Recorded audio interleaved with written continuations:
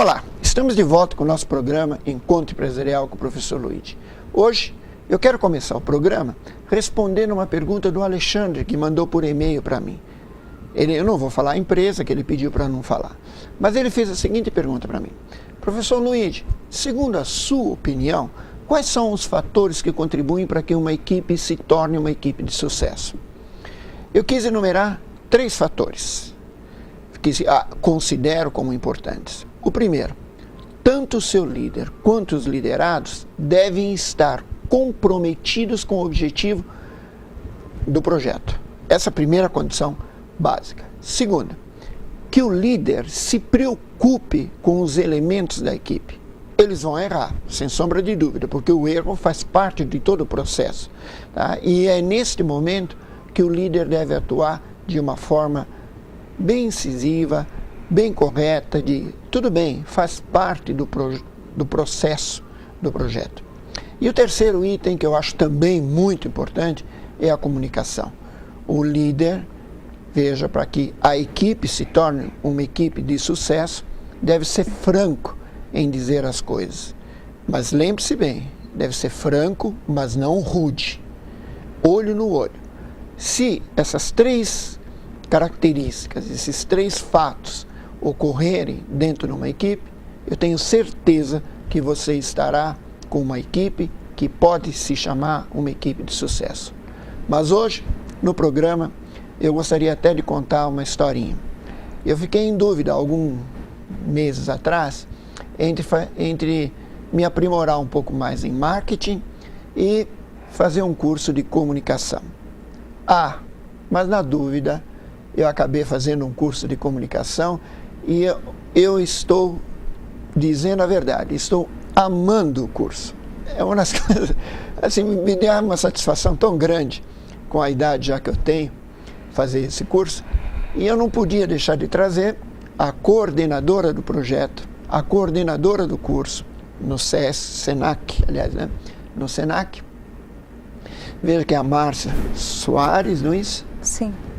Para que ela possa falar um pouquinho do curso de comunicação e mostrar o quanto é importante a comunicação no dia a dia, tanto seja na rádio quanto na televisão.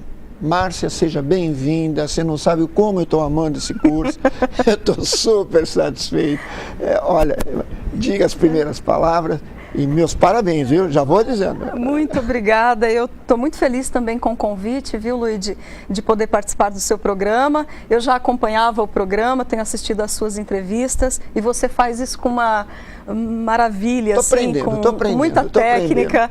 Você com certeza vai contribuir muito com o curso, porque hoje existe um novo modelo pedagógico do ensinar e aprender, claro, que é fazer com que todas as pessoas que estão juntas ali, enquanto aluno ou enquanto docentes,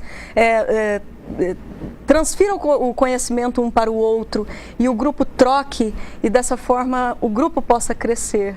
Então o nosso papel hoje é provocar essas trocas, essa efervescência de ideias, de know-how, de experiências de vida. Então, é assim que a gente aprende, não tem outro modelo para aprender mais, né? Mas o curso é muito bom. Gente, eu estou conhecendo, que faz parte do nosso curso, gente de Barretos, Jabuticabal, veja, Sertãozinho, nossa senhora, e é uma troca de informações e de conhecimento fantástico. Teve um momento que eu falei, gente, eu vou embora, porque esse pessoal é muito capacitado, esse pessoal é muito bom. E são radialistas, vejam, muito bons, muito bons. Sim, nós temos dentro do grupo, Luigi, pessoas que vêm já com uma experiência, uma pré-experiência, que é o seu caso, por exemplo, pessoas que já saem da graduação, de uma outra graduação em comunicação ou não, para procurar o curso, e temos aqueles que ainda estão no seu processo de início de vida acadêmica, estão no seu primeiro, segundo, terceiro ano do ensino médio e querem fazer um curso técnico e procuram por nós. Então o grupo é bastante heterogêneo, ou seja, são muito diferentes as pessoas juntas ali, um grupo de uma média de 25 pessoas. Então a gente percebe que a própria circunstância de ser heterogêneo, de ser diferente, é que faz com que o curso seja tão gostoso e tão bom. Mas tem colegas que têm uma voz que, olha... extraordinária. extraordinária. Não é como a minha é meio fanhosa, a minha a italiana está um pouco pelo nariz, mas tudo bem. O italiano fala com alemão, né? Mas veja, colocar bem a voz tem relação com isso também, né? A simpatia que você imprime à sua fala, as palavras que você escolhe para construir as suas frases. E depois, né, essas frases colocadas dentro de um contexto adequado, pertinente, coerente, com graciosidade, com simpatia, com escuta ativa. Claro, nós estamos aqui conversando, você me entrevista, eu ouço você, você me ouve. Nos entreolhamos, como você falava ainda há pouco, da importância disso dentro de um grupo. Então, nesse processo de comunicação oral, isso faz diferença. O Wilson Bonner foi colega de uns que está lá, falei, meu Deus. E tem gente, eu fiquei assim impressionado com o colega, que ele fala, você não precisa só ouvir, ele está rindo, ele está sorrindo. A voz dele é uma voz com sorriso. Isso na rádio é extremamente importante, não é? Sem dúvida. Você precisa ter carisma na sua fala, né? Na docilidade da sua voz, no tom de voz. E voz também tem notas musicais. A gente procura uma nota mais grave, mais aguda, médio grave, para imprimir a nossa fala, o ritmo da nossa fala, a intensidade com que falamos, se falamos mais rápido ou falamos compassadamente. Para que a gente possa se fazer entender, é muito importante que a nossa voz tenha essas nuances, claro, esses altos e baixos, algumas ênfases em algumas palavras importantes dentro daquele contexto da comunicação que estamos imprimindo. Então eu costumo dizer que é o inverso, você não chega para um grupo e diz assim, vocês entenderam? Não, você chega para um grupo e diz, eu me fiz entender, consegui de alguma forma, utilizar uma linguagem capaz de externar o que eu quero externar, não é?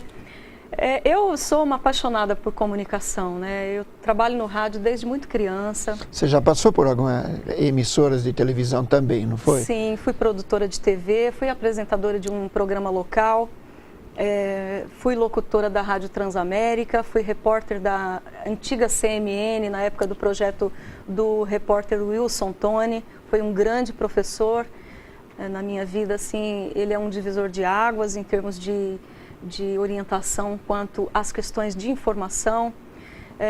Então, passaram por mim e eu passei pela vida de muitas pessoas que hoje estão no ar de rádio e TV. Tem alguns que estão na EPTV, outros estão nas rádios locais. Eu fui professora de alguns foram meus professores. Então, eu acho hoje eu inverti a coisa. Normalmente eu acabo trazendo quando eu descubro que foi meu ex-aluno. Hoje eu estou trazendo uma professora minha. E eu estou muito honrada. Você sabe que nesses 5 anos de Senac, tem me acontecido coisas assim muito especiais. Alunos muito especiais. Pessoas que trazem uma bagagem assim extraordinária no campo da comunicação. E que dizem, eu quero me reciclar, eu quero me atualizar, então eu vim para fazer o curso. Ou eu ainda não tenho a DRT, né, que é a documentação necessária para se trabalhar na área, exigida pelo Ministério do Trabalho. Então eles vêm. E são pessoas que acabam contribuindo muito com o processo das criações das aulas, com o processo pedagógico, porque quando nós docentes apresentamos uma proposta de atividade, esses que já estão na área deslancham. E eles deslancham muito maravilhosamente, não é isso? Olha. E desenvolvem a aula com muita qualidade. Nós temos aí alunos que estão fazendo programas de esportes nas rádios AMs, apresentando programas em rádios FM e que foram nossos alunos. Em Shop Vídeo, então, eu passo a TV, quase que todos foram nossos alunos nos últimos 5 anos. Então é muita felicidade, né? Porque não estamos sós, não é? Claro, claro. Nós temos, com certeza, uma inspiração para trabalharmos em conjunto, em parceria. O grande segredo hoje não é segurar a informação ou fazer sozinho, é ter habilidade em fazer em parceria. Claro. Não existe mais essa coisa de chefe, de eu sou o quem manda, não existe. É essa pessoa que está na condição circunstancialmente de ser o líder, ou no meu caso, docente coordenadora, ou próprio gerente nosso, ele tem que fazer com que o grupo tenha inspiração para cada um, dentro do seu quadrado, da sua responsabilidade, cumpra com as suas atribuições, né? E faça para além daquilo que está sendo proposto. Ó, eu vou te contar uma coisa, mas só que no outro bloco, porque o pessoal já avisou que o primeiro bloco foi. Por que eu fui fazer o curso de radialista e como eu mudei. Eu era fanático pela FM, só ouvia FM. Hoje eu só ouço a AM e vou explicar o porquê. Mas nós retornamos em 1 minuto agora. Pronto, já passou 1 minuto por enquanto.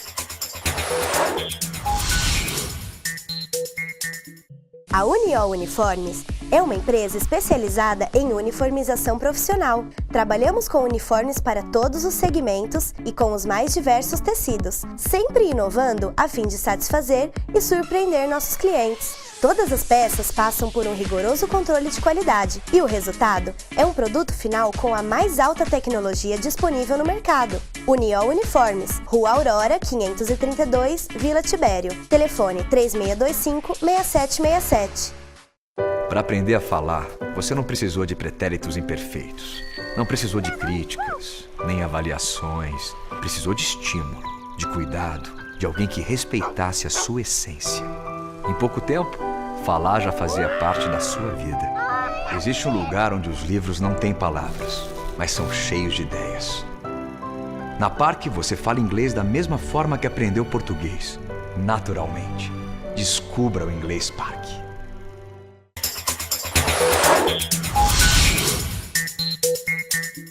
Estamos de volta com o segundo bloco do Encontro Empresarial com o professor Luigi. Márcia, você é fantástica. Olha, obrigada. Deixa eu contar uma coisa para você. Eu estava dizendo no outro bloco que eu era fanático pela FM. E quando eu comecei a fazer o curso, deixa eu começar a ouvir um pouco a AM. E, olha, eu fiquei assim, hoje eu só procuro AM. FM deixa pra lá, que é só música e tal. Mas a AM você pega os locutores contando, falando, dizendo, expressando. É fantástico, né? Mas dizem que a AM tende a acabar. Será que isso é verdade? Luigi, eu não acredito nisso. Eu acredito num rádio camaleônico, extremamente capaz de se reinventar. O rádio tem algo importante ao seu favor, que ele é um veículo em que você não precisa estar totalmente voltado para ele, como é o caso da televisão, ou o caso da internet. Você tem que ficar olhando na televisão. Olhando e ali imerso naquilo. E você não conseguiria fazer uma outra atividade, assistindo a um filme ou qualquer programa que seja na televisão. O rádio não, você está dirigindo o seu carro, você está na sua casa, fazendo qualquer outra coisa e pode ouvir um rádio FM com musicais ou acompanhando uma entrevista, ou que seja numa rádio AM, um programa de entretenimento. Por um outro lado, quando a gente fala em processo de comunicação e avanço dos processos de informação, a gente vê que o rádio tem contribuído com a televisão no sentido de criar as pautas e as ideias dos programas ou das reportagens que vão ganhar projeção no espaço da televisão. Isso, na minha época de produtora de TV ou de pauteira de TV, era chamado de espaço de pauta. Hoje a pauta brota do rádio AM ou do rádio FM, brota do rádio. Antigamente, você abria um jornal impresso como pauteiro ou produtor de TV para criar as ideias das reportagens, lia todos os jornais locais, os jornais estaduais, e a partir dali você sabia qual que era a tendência das informações daquela semana ou daquele dia.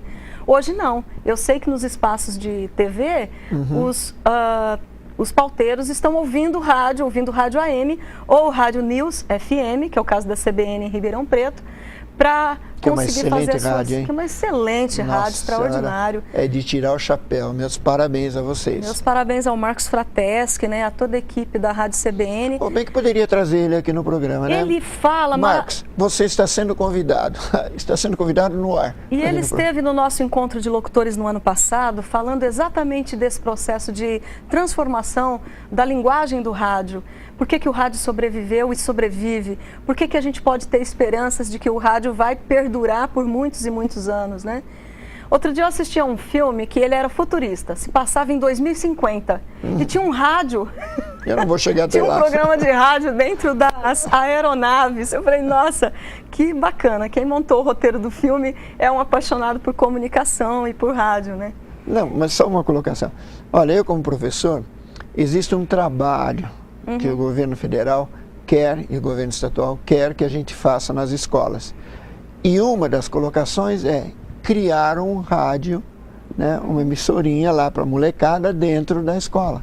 Sim. Eu tenho uma experiência muito deliciosa na minha vida e muito intensa de ter feito a primeira rádio escola da região de Ribeirão Preto, lá na cidade de Sertãozinho, chamada Acadêmica. E essa rádio cresceu dentro de uma escola pública que tinha muitos problemas sociais, chamada Glete de Alcântara. Aliás, Ferrúcio Chiarati, Glete é daqui de Ribeirão Preto. Essa Ferrúcio Chiarati tinha sérios problemas com a questão social. E os alunos vinham para a gente trabalhar a questão do trabalho infantil, reversão dessa situação.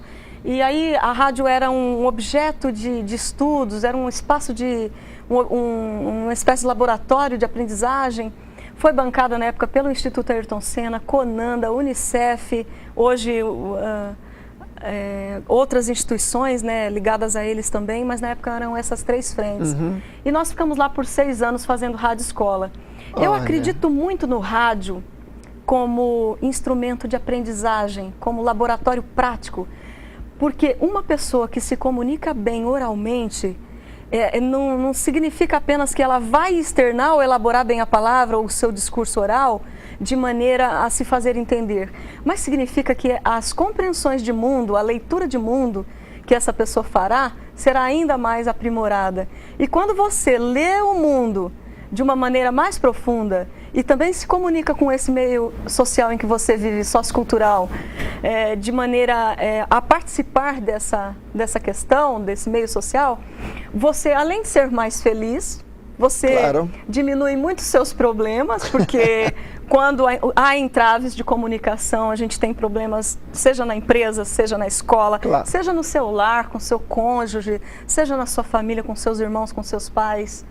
Então, uma pessoa que se comunica bem, ele é mais feliz. E qual que é o grande objetivo da humanidade? Não é ser feliz? Claro. Não é, Lud? Você vê que, inclusive, tem empresas que falam, torne-se feliz, seja feliz, né? Porque uma pessoa feliz consigo mesmo, feliz com a sua vocação, com a sua escolha profissional, ele, sem dúvida nenhuma, ele vai fazer um trabalho com mais eficiência, mais eficácia. E ele vai, sem dúvida nenhuma, também inspirar aquelas pessoas que estão ao entorno dele a produzir de forma mais qualificada, a gerar um estado de ânimo no grupo do trabalho que leva a equipe para frente, não é? E que gera resultados favoráveis para todos. A gente vive um processo de pós-modernismo, né, com as questões da revolução tecnológica, espaço cibernético, mundo virtual, e aí temos pouco tempo de entreolharmos como nós estamos fazendo aqui, eu, você, telespectador. Nós não podemos nos perder, nos deixarmos seduzir por essas máquinas. Nós temos que manipular essas máquinas. Na verdade, mas olha, uma coisa vai ser certa. Vamos ter máquina, vamos ter tudo, mas sempre vai ter alguém que vai apertar o botãozinho. E quem vai apertar o botãozinho somos nós. Só que tem uma coisa que me preocupa. Diga. A nossa geração, eu tenho 42 anos. Você deve ter mais ou menos a minha idade, né? Ai, menina, olha, com todo o devido respeito, minha esposa está olhando, mas eu vou te dar um beijo. Final do mês eu vou chegar quase aos 70. Não acredito. No último dia do mês. É sério que você tem 70 anos? Não, 70 não. Eu estou chegando perto dos 70. Não, sério mesmo? Sério. Não, sem demagogia, você... Mas, gente, olha, ele, sinceramente, o Luiz parece que tem quase 70 anos, não parece? Mas tem dois fatores importantíssimos. Primeiro, que eu sou muito bem cuidado, porque eu sou da opinião de que não é aquela frase, atrás de um grande homem tem uma grande mulher. Eu sou da posição de que ao lado de um grande homem tem uma grande mulher, e eu tenho minha esposa, que eu amo ela Bem, e segundo, por ser professor de química, eu conheço bem o formol, né? Ah, essa é boa, depois você me explica, viu?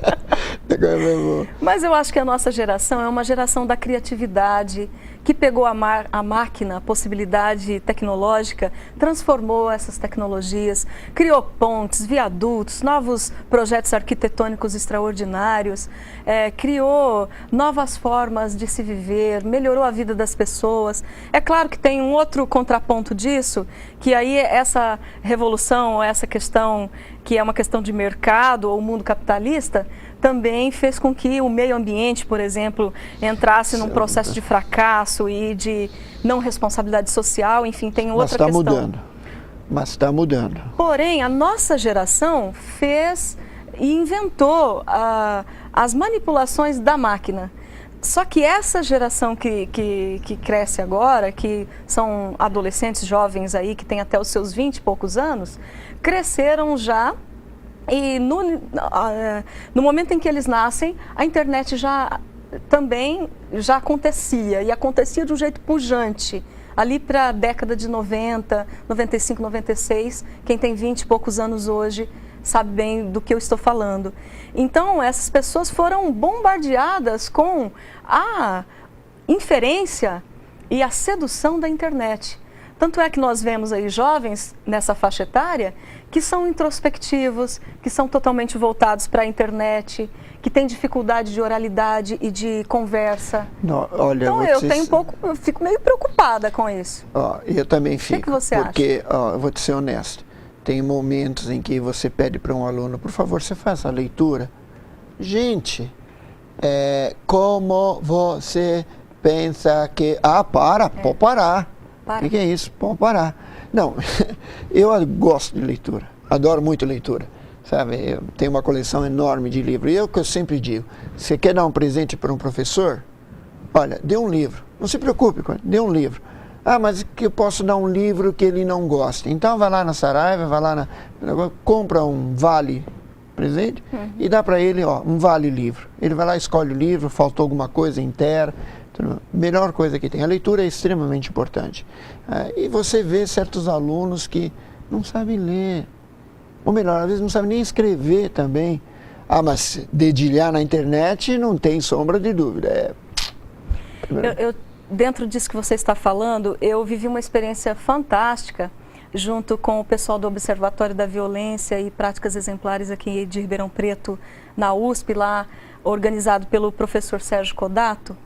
De 2006, 2007 até 2009.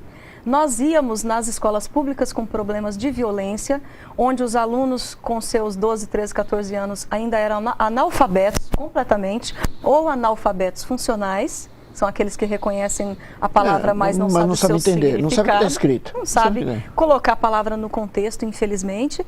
E aí o meu trabalho era ir até uma das salas mais problemáticas de Ribeirão Preto, que era na Glete de Alcântara, lá no Jardim Progresso, e fazer uma intervenção ligada às questões de artes e de comunicação com essa turminha.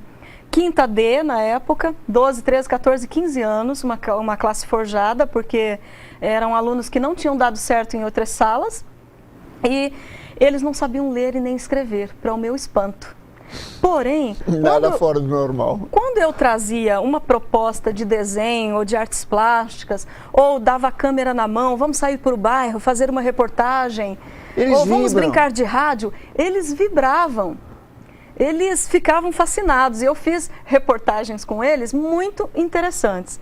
E desse trabalho, que também outros pesquisadores da época contribuíram, surgiu o livro chamado O Brasil Fugiu da Escola, de autoria do professor Sérgio Codato. Então lá tem os relatos, tem as situações que a gente viveu. E o que eu percebi?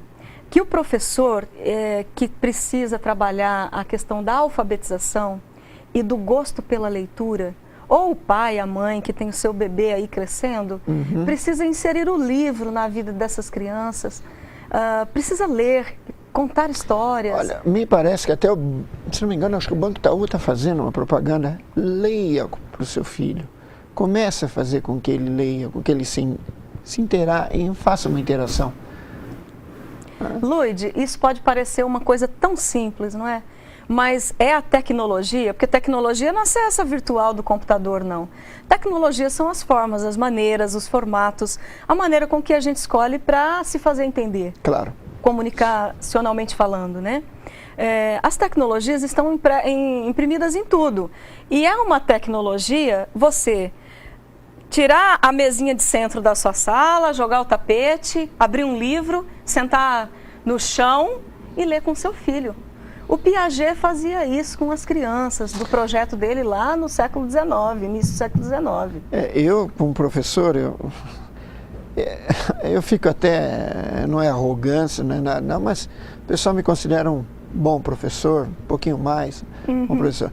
Mas eu não uso as técnicas tradicionais. Minhas aulas são totalmente diferentes, eu trago curiosidades, vamos reunir de uma forma diferente, vamos conversar de uma forma diferente, vamos dialogar, olha isso aí. Quer dizer, transforma a aula num diálogo gostoso, curiosidade, porque, eu não sabia disso. Toda aula eu dou uma curiosidade. Chega para casa, fala para a mamãe isso, fala para o papai isso, porque ele faz isso, porque faz... Quer dizer, as aulas se tornam interessantes. Sem dúvida. E eu tenho vontade disso, de montar em cada escola uma rádio pequenininha, que seja lá o microfone e tal, para a molecada falar, porque é gostoso, é uma delícia. Isso é gostoso, isso dá muito trabalho, viu? Mas não tem importância. Mas não tem importância. Se você envolve todo o grupo, todo o corpo docente, se você distribui as tarefas, se você encanta as pessoas com aquela ideia, aquele projeto, de forma que cada um dentro do seu tempo, da sua disponibilidade, possa contribuir com aquilo que é grande, né?